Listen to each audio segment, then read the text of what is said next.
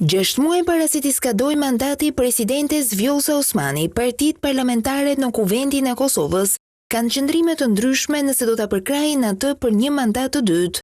Deputeti i Lëvizjes Vetëvendosje Arber Exhaj thot për Kosova Press se ende nuk kanë diskutuar në parti nëse do t'ja japin mbështetjen asaj edhe për një mandat të dytë. Personalisht ja kam dhënë votën pro Vjosa Osmanit, sepse atëherë kemi garuar së bashku. Natyrshëm mbështetja e Lëvizjes Vetëvendosje nuk ka munguar, madje zonja Osmani Sadriu është bërë presidente po në mbështetjes Lëvizjes Vetëvendosje dhe në veçanti pra e Kurtit.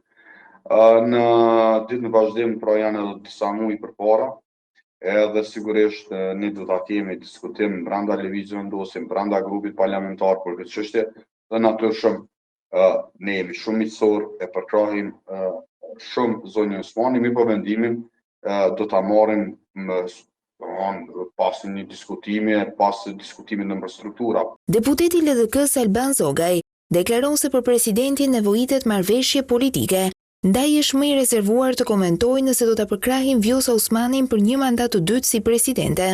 Po nuk mund të komentoj shumë.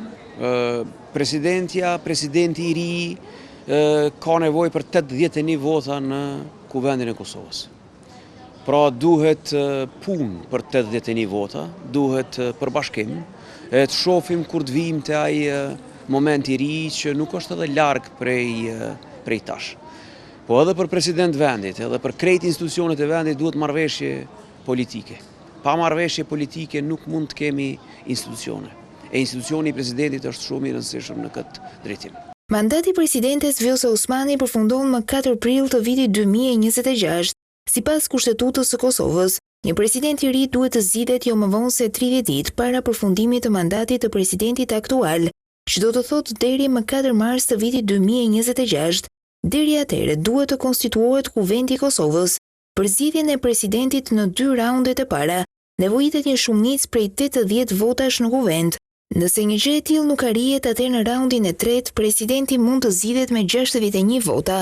Në të kundërtën, vendi do të shkojë në zgjedhje të reja të parakohshme.